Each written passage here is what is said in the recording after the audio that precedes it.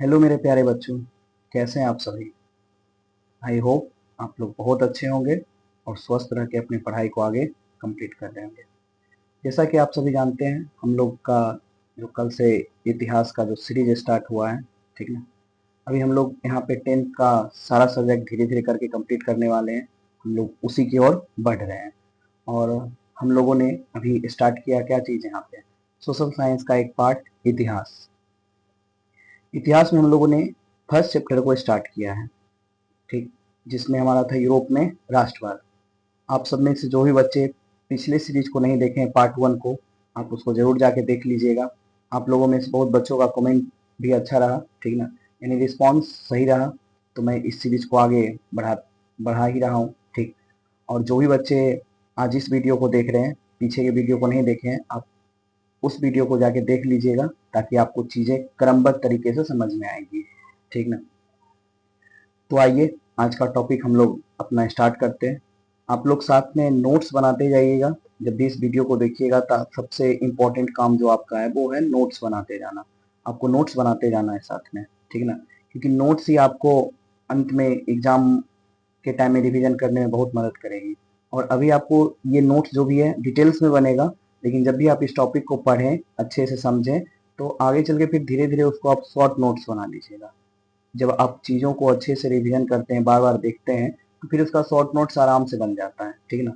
वो आप लोग कर लीजिएगा, और थोड़ा बहुत जो भी इसमें आपको कमी लगेगा आप कमेंट करके बताइएगा, ठीक, ताकि मैं भी आपका और भी मदद कर सकूं।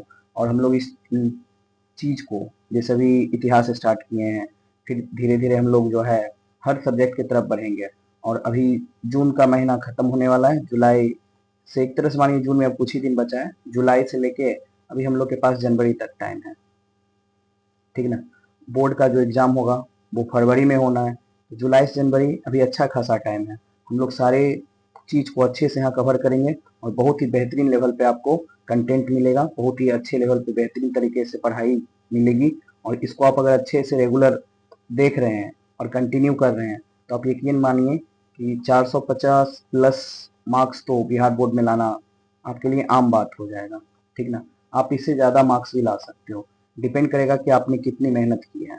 मैं तो करूँगा ही, साथ में आप भी मेहनत करो, ताकि हम लोग मिलकर एक अच्छे प्लेटफॉर्म को यहाँ पे सेट कर सके। तो आइए बिना टाइम गवाए हम लोग अपना टॉपिक स्टार्ट करते हैं। कल हम लोगों ने देखा था यूरोप में राष्ट्रवाद। सबसे फर्स्ट टॉपिक को हम लोगों ने देख लिया था कि राष्ट्रवाद क्या है। इस टॉपिक को हमने अच्छे से देखा था। उसके बाद हमने अंधकार युग को देखा था, पुनर्जागरण काल को भी देखा था। इन सभी टॉपिक को हम लोगों ने देख लिया था। फ्रांस की क्रांति को भी देखा था कि फ्रांस की क्रांति 1789 में हुई थी, ठीक। ये बहुत इंपॉर्टेंट ऑब्जेक्टिव बन जाता है कि फ्रांस की क्रांति कब हुई थी, तो 1789 में। इसके क्या क्या कारण थे आप पिछले वीडियो में जाके अच्छे से इसको समझ सकते हैं। और एक क्वेश्चन और भी ऑब्जेक्टिव के रूप में याद रखिएगा कि बेस्टिल पे या बास्टिल पे किला पे जो हमला हुआ था वो 14 जुलाई 1789 को। आज का टॉपिक हमारा होगा नेपोलियन बोनापार्ट का परिचय। भी हम लोगों ने देख लिया था कि ये 1815 तक रहे थे, 1804 में फ्रांस के सम्राट बने थे, और 1815 तक रहे थे। वाटरलू के युद्ध में ये पराजित हो गए थे, ठीक। आज जो हमारा टॉपिक होगा, इसके बाद जाके वियना सम्मेलन भी हम लोगों ने देखा, ठीक। तो इन सारी चीजों को मैंने पिछले वीडियो में अच्छे से कवर कर रखा है, आप जाके उसको अच्छे से देख लीजिएगा। आज का जो टॉपिक है हमारा वो शुरू करते हैं। देखिए, मेटरनिक का परिचय, ठीक। क्वेश्चन आते भी हैं कि मेटरनिक युग से आप क्या समझते हैं। एक लघु क्वेश्चन में कभी कभी पूछ लेता है बिहार बोर्ड में, इस बार भी चांस बन सकता है आपका कि मेटरनिक युग क्या है, ठीक ना। मेटरनिक युग क्या है, तो पहले समझते हैं मेटरनिक थे कौन। तो देखिए, ये जो आपको चेहरा दिख रहा है ये मेटरनिक थे, लेकिन चेहरा से क्या लेना देना है, ठीक ना। ये तो बस पिक्चर है। अब देखते हैं। देखिए, कह क्या रहा है आपको कि मेटरनिक, मेटरनिक का पूरा नाम क्या था, क्लेमेंस बॉन मेटरनिक, क्लेमेंस बॉन मेटरनिक, ठीक ना। लेकिन हम लोग इनको मेटरनिक ही बोलते हैं। तो मेटरनिक क्या थे, ऑस्ट्रिया के प्रसिद्ध राजनेता और कूटनीतिक थे, ठीक ना। मेटरनिक जो थे, आप लोगों ने देखा था वियना सम्मेलन की मेजबानी भी किसने की थी, मेटरनिक ने की थी, ठीक। और वियना सम्मेलन कब संपन्न हुआ था, 1815 में। पिछले वीडियो में मैंने उसको पूरी डिटेल से कवर कर रखा है, उसको आप अच्छे से देख लीजिएगा। तो मेटरनिक कौन थे, मेटरनिक ऑस्ट्रिया के एक प्रसिद्ध राजनेता और कूटनीतिक थे। ये जो मेटरनिक आपको दिख रहे हैं ये ऑस्ट्रिया के ठीक है ना। कहाँ के? ऑस्ट्रिया के जो थे, क्या थे आपके? ऑस्ट्रिया के प्रसिद्ध राजनेता थे, प्रसिद्ध राजनेता और कूटनीतिक थे। अब बात आएगी क्या कूटनीतिक किसे कहते हैं। देखिए, कूटनीतिक का अर्थ होता है क्या चीज, कि जब कोई शासन के दौरान या फिर किसी भी देश में, मतलब क्या होता है कि बहुत सारे कूटनीतिक होते हैं, वे क्या करते हैं कि अपने माइंड से, एक तरह से मानिए गेम खेलते हैं, ठीक ना।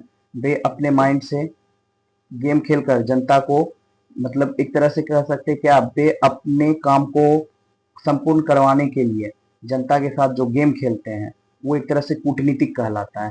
ये बहुत सारे टर्म में हो सकते हैं, जिस तरह से कुछ कूटनीतिक अच्छे भी टर्म में लाया जा सकते हैं, कुछ कूटनीतिक बुरे टर्म में भी। तो ये क्या थे, क्या कि ये कूटनीतिज्ञ थे और वे 1815 के वियना सम्मेलन के मुख्य नेता भी थे। आप लोगों ने पीछे भी कवर किया है कि वियना सम्मेलन का जो मेजबानी है वो किसने किया था, मेटरनिक। तो आपको क्या बोलना है, मेटरनिक। मेटरनिक ऑस्ट्रिया के एक प्रसिद्ध राजनेता और कूटनीतिक थे। वे 1815 में वियना सम्मेलन के क्या थे, मुख्य नेता थे। मेटरनिक जो थे ना वो राजशाही के समर्थक थे।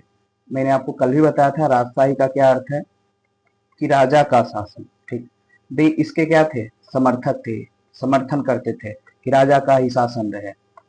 जबकि आपने देखा था क्या कि नेपोलियन जो थे, ठीक, नेपोलियन ने क्या किया था, राजशाही का विरोध किया था।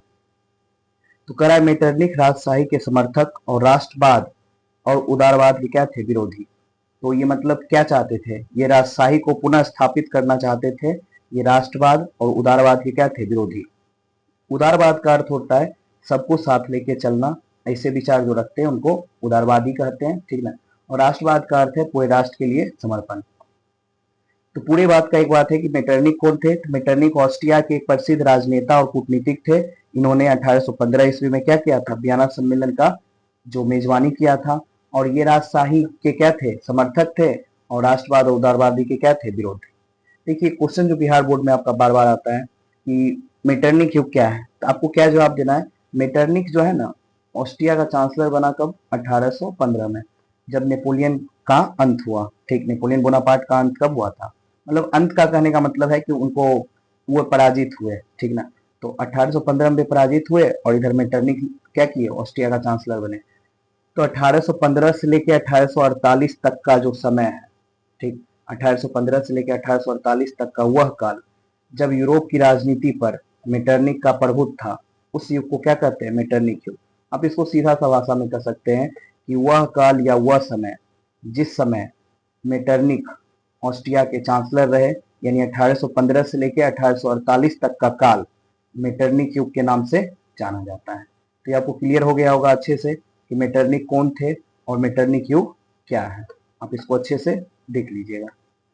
अब देखिए हमारा मेन टॉपिक है 1830 की फ्रांसीसी क्रांति, ठीक ना।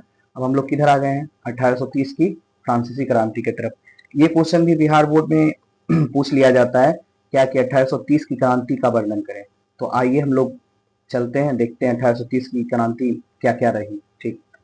देखिए सबसे पहले 1830 की क्रांति का परिचय, कि 1830 क्रांति में क्या हुआ। तो 1830 की क्रांति जिसे जुलाई क्रांति भी कहा जाता है, आपको याद रखना है 1830 की क्रांति जो हुआ इसे जुलाई क्रांति भी कहा जाता है। फ्रांस में 27 से 29 जुलाई 1830 के बीच हुई। यानी ये जो क्रांति हुई 1830 की क्रांति, इसका एग्जैक्ट डेट क्या था, 27 से 29 जुलाई 1830। आपको याद रखना है कि 1830 की क्रांति कब हुई, 27 से 29 जुलाई 1830 के बीच हुई। इस और कहाँ पे हुई थी, फ्रांस में, ठीक।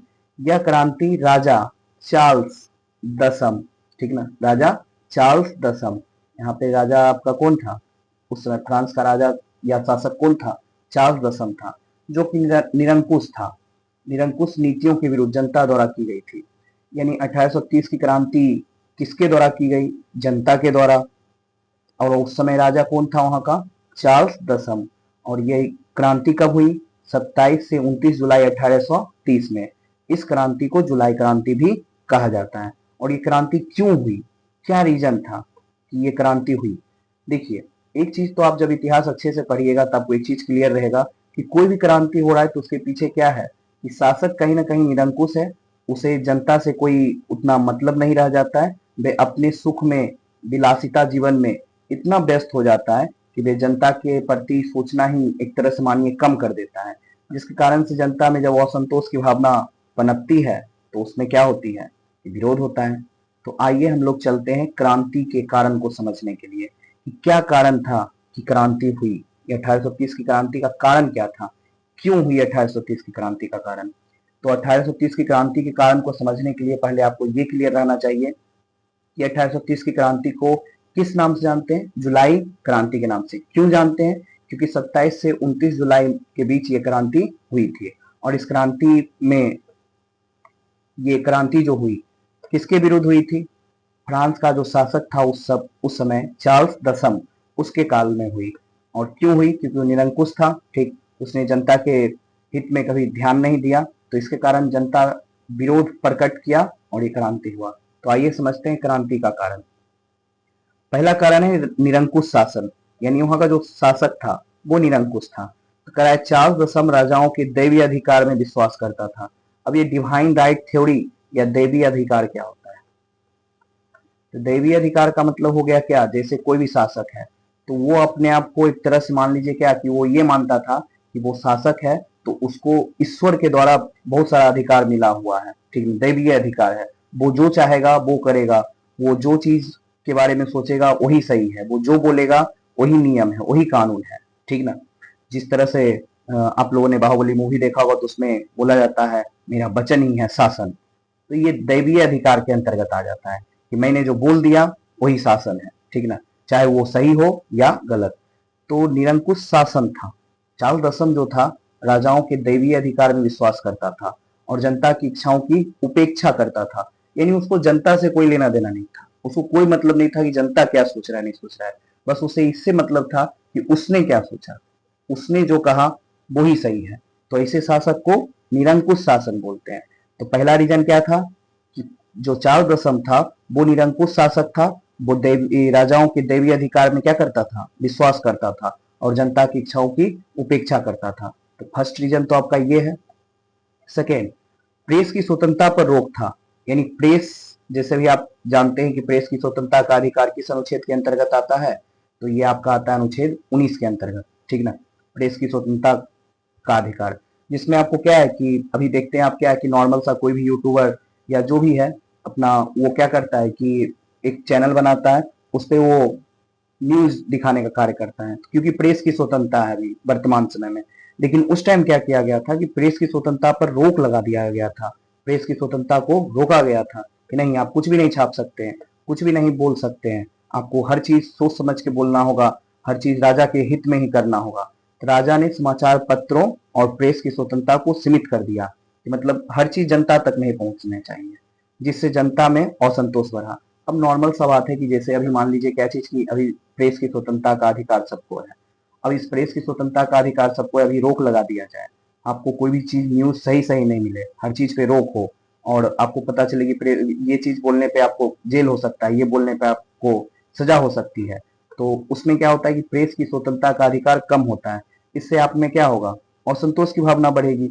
उस समय भी जनता में क्या हुआ, असंतोष की भावना बढ़ी, ठीक ना। तो 1830 की क्रांति के दो कारण अभी तक हम लोगों ने देखा। पहला, शासक का निरंकुश शासन, यानी चार्ल्स दसम निरंकुश शासक था। दूसरा, उसने प्रेस की स्वतंत्रता पर क्या कर दी थी, रोक।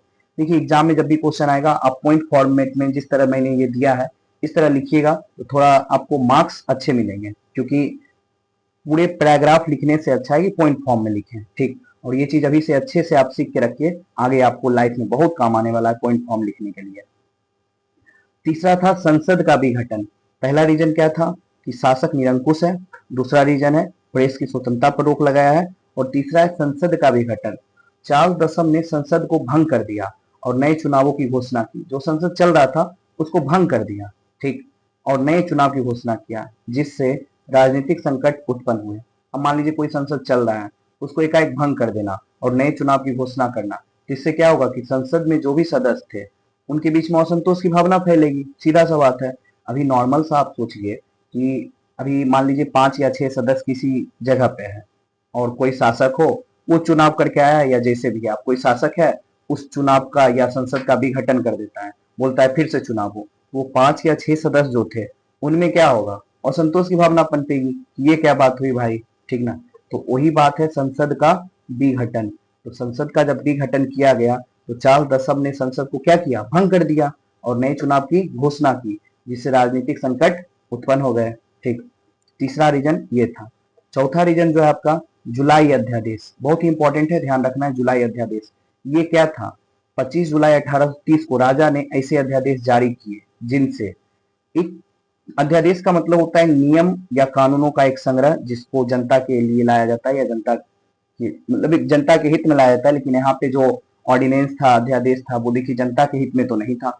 तो कराए 25 जुलाई 1830 को राजा ने एक अध्यादेश जारी किया जिसमें क्या क्या बात कही गई, प्रेस की स्वतंत्रता समाप्त हो गई, यानी प्रेस की स्वतंत्रता को खत्म कर दी गई, संसद भंग कर दिए गए, मताधिकार सीमित कर दिए गए। मताधिकार का अर्थ है वोट देने का अधिकार, उसको कम कर दिया। इन आदेशों ने जनता को विद्रोह के लिए क्या किया, प्रेरित। अब मान लीजिए कोई भी शासक है, वो प्रेस की स्वतंत्रता समाप्त कर दे रहा है, संसद भंग कर दे रहा है, वोट देने के अधिकार को कम कर दे रहा है, तो इससे क्या होगा, जनता में विद्रोह फैलेगा। तो इसके कारण क्या हुआ कि 1830 की क्रांति हुई। तो 1830 की क्रांति होने का मुख्य कारण क्या क्या है आपको समझ में आया। पहला बात क्या, मेरे साथ रिवीजन करने का कोशिश कीजिए।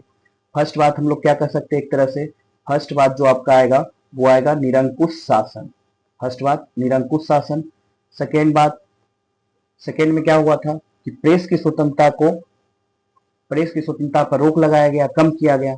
तीसरा बात, संसद का विघटन किया गया। और चौथा बात, जुलाई अध्यादेश जो कि सबसे महत्वपूर्ण कारक बना इस युद्ध का, इस युद्ध नहीं कर सकते, क्रांति का, ठीक ना। तो जुलाई अध्यादेश में प्रेस की स्वतंत्रता समाप्त की गई, संसद भंग किया गया, मताधिकार को सीमित किया गया। तो इन सभी कारणों के कारण क्या हुआ, 1830 की क्रांति हुई। तो आपको सीधा से याद रखना है कि 1830 की क्रांति जनता के द्वारा किसके विरुद्ध हुई थी, चार्ल्स दसम। और इसे जुलाई क्रांति के नाम से भी जानते हैं क्योंकि ये जुलाई 27 से 29 जुलाई के बीच हुई थी। इस क्रांति के कारण क्या क्या थे, तो इस क्रांति के देखिए कारण पहला क्या था, निरंकुश शासन, प्रेस की स्वतंत्रता पर रोक, इसके बाद जाके संसद का विघटन, जुलाई अध्यादेश। इन सभी चीजों के कारण क्या हुआ, जुलाई 1830 की क्रांति हुई। इसको आप अच्छे से नोट्स करके कंप्लीट कर लीजिएगा। जैसे क्वेश्चन पूछेगा 1830 की क्रांति का वर्णन करें, ठीक ना, तो समझ जाइएगा कि जुलाई 1830 की क्रांति के बारे में पूछ रहा है और ये फ्रांस में हुआ था। इसके बारे में आपको पहले परिचय देना है, फिर इसका कारण बताना है। अब देखिए क्रांति की घटनाएं कि इस क्रांति में कौन कौन सी घटना कब हुई। तो 27 जुलाई 1830 को पेरिस में विरोध प्रदर्शन शुरू हुआ। तो याद रखना ऑब्जेक्टिव के लिए कि पेरिस में विरोध प्रदर्शन कब शुरू हुआ, 27 जुलाई 1830 को। पेरिस में विरोध प्रदर्शन जो शुरू हुआ 27 जुलाई 1830 को। और 28 जुलाई 1830 को क्या हुआ, जनता ने सड़कों पर बैरिकेड बनाए और सेना से संघर्ष किया। बैरिकेड आप देखते हैं क्या कि गाड़ी जब भी आप रोड पे चलते हैं तो उसे रोकने के लिए एक बैरिकेड बनाया जाता है, ठीक ना। तो जनता ने क्या किया, सड़कों पर बैरिकेड बनाए और सेना से संघर्ष किया। जनता वो संतोष की भावना से बहुत भरा हुआ था, वो परेशान था, इसलिए उन्होंने ये कदम उठाए।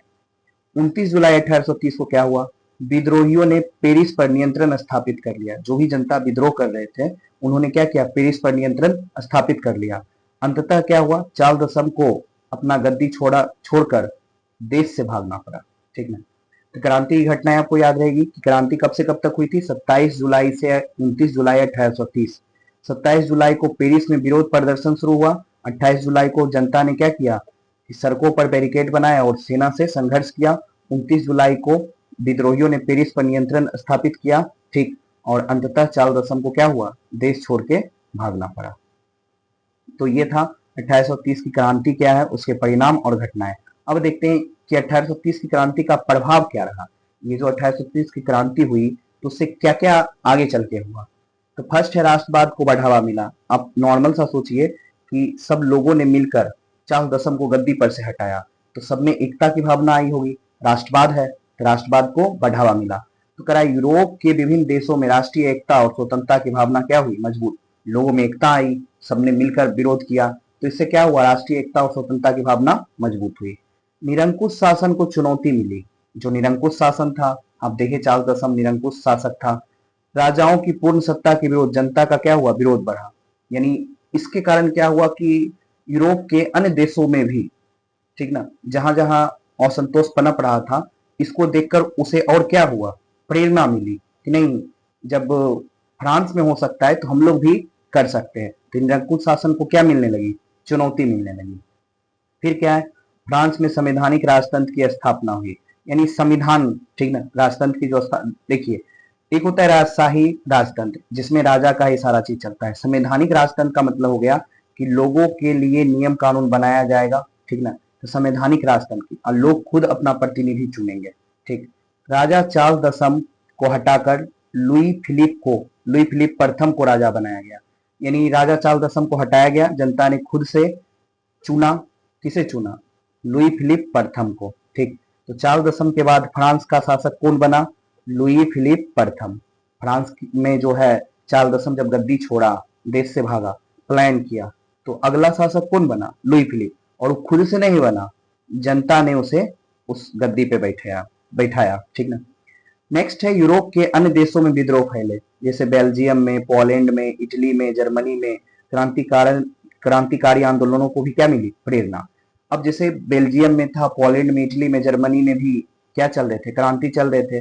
तो इस 1830 की क्रांति के कारण उन्हें भी प्रेरणा मिली। नॉर्मल सा बात है कि अभी आप बिहार बोर्ड के स्टूडेंट हैं, कोई बच्चा टॉप करता है, ठीक, तो जब आप उसको देखते हैं तो आपको भी क्या लगता है कि मुझे भी इस तरह से पढ़ना है, अच्छे से पढ़ना है, मुझे भी टॉप करना है, तो आपको एक प्रेरणा मिलती है।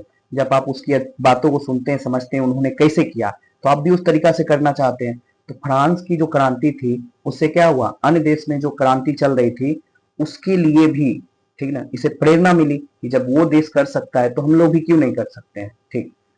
तो मेरे ख्याल से ये पूरा पॉइंट क्लियर हो गया होगा। 1830 की क्रांति क्या है, उसके कारण क्या है, उसके प्रभाव क्या है, ठीक। अब देखिए निष्कर्ष में हम लोग क्या कर सकते हैं। 1830 की क्रांति ने यूरोप में राष्ट्रवाद, लोकतंत्र और उदारवाद को मजबूत किया, क्योंकि जनता में अभी एकता बनी थी, ठीक। तो 1830 की क्रांति ने क्या किया, यूरोप में राष्ट्रवाद, लोकतंत्र और उदारवाद को मजबूत किया, तथा आगे की क्रांतियां, विशेषकर 1848 की क्रांति के लिए मार्ग प्रशस्त किया। यानी इसके बाद फिर एक क्रांति हुई जिसे 1848 की क्रांति के नाम से जानते हैं, उसके लिए रास्ता तैयार किया, ठीक ना। क्योंकि यहां से जब जनता में असंतोष की भावना पनपी, तो वो जब क्रांति कर सकते हैं तो आगे के जनता में तो और भी प्रेरणा मिली रहेगी, वो भी करेंगे। तो आपको याद रखना है कि 1848 की क्रांति का रास्ता कहां से बना था, 1830 की क्रांति से ही। तो निष्कर्ष में ही बात है, 1830 की क्रांति ने यूरोप में राष्ट्रवाद, लोकतंत्र और उदारवाद को मजबूत किया, तथा आगे की क्रांतियों, विशेषकर 1848 की क्रांति के लिए मार्ग क्या किया, प्रशस्त किया। तो हमारा 1830 की क्रांति कंप्लीट हो गया। इसको आप अच्छे से देख लीजिएगा, नोट्स भी तैयार कर लीजिएगा। बिहार बोर्ड में एक क्वेश्चन पूछता है 1830 की क्रांति का वर्णन करें, तो आप अच्छे से बता दीजिएगा, पॉइंट फॉर्म में लिखिएगा। पहले परिचय दे देना 1830 की क्रांति क्या है, कारण क्या थे, उसके बाद जाके इसके कारण बताने के बाद आपको प्रभाव बताना है क्या हुए, लास्ट में निष्कर्ष लिख देना है, ठीक ना। इसको अच्छे से करना है। तो आइए नेक्स्ट हमारा है 1848 की क्रांति। इसे बोलते हैं रेवोल्यूशन ऑफ 1848, यानी ये भी 1830 की क्रांति के बाद ये भी महत्वपूर्ण क्रांति है। तो करा है 1830 की क्रांति को राष्ट्रों का बसंत भी कहते हैं, ठीक ना। राष्ट्रों का बसंत भी कहा जाता है। यानी क्या चीज की, सभी मतलब 1830 की क्रांति से अन्य राष्ट्र को भी, ठीक, प्रेरणा मिली युद्ध करने के, मतलब क्रांति करने के लिए, ठीक ना। तो इसीलिए 1848 की क्रांति को किस नाम से भी जानते हैं, राष्ट्रों का बसंत, ठीक, स्प्रिंग टाइम ऑफ नेशन कहा जाता है। यह क्रांति यूरोप में कई देशों में राष्ट्रवाद, उदारवाद और लोकतंत्र की मांग को लेकर हुई। जिस तरह से 1830 की क्रांति जो हुई आपकी, ठीक, वो मेनली फ्रांस को लेकर हुई, लेकिन 1848 का जो क्रांति था यूरोप के कई देशों में हुई, राष्ट्रवाद को लेके, उदारवाद को लेके और लोकतंत्र की मांग को लेके, कि हम लोग को भी राष्ट्रवाद चाहिए, उदारवादी लोकतंत्र होना चाहिए, और लोकतंत्र की मांग की गई। लोकतंत्र क्या है, जनता खुद पर, जनता जो है, जिस तरह से राजशाही में क्या होता है कि राजा जनता पे शासन करता है, वो निरंकुश हो सकता है, लेकिन लोकतंत्र में क्या होगा कि जनता खुद अपने प्रतिनिधि को चुनकर भेजेगी, वे इन पे शासन करेंगे, ठीक। जिस तरह से अब्राहम लिंकन ने एक डेफिनेशन भी दिया है लोकतंत्र का, कि लोकतंत्र क्या है, जनता का, जनता के लिए, जनता के द्वारा शासन है, ठीक ना। तो वही चीज है कि जनता खुद के लिए अपने प्रतिनिधि को चुनकर शासन कराएगी। तो इसमें क्या है कि 1830 की क्रांति जो है, ठीक, ये पूरे यूरोप के लिए क्या बना, रास्ता तैयार किया। क्या चीज के लिए कि उदारवाद राष्ट्रवाद, उदारवाद और लोकतंत्र की मांग को लेकर। तो आइए इस 1848 की क्रांति की तरफ चलें। इसके क्या कारण थे? इसका कारण था निरंकुश राजतंत्र का विरोध। अब देखिए, आपको याद होगा क्या चीज की, चार्ल्स दशम के बाद कौन शासक बना? Louis Philippe.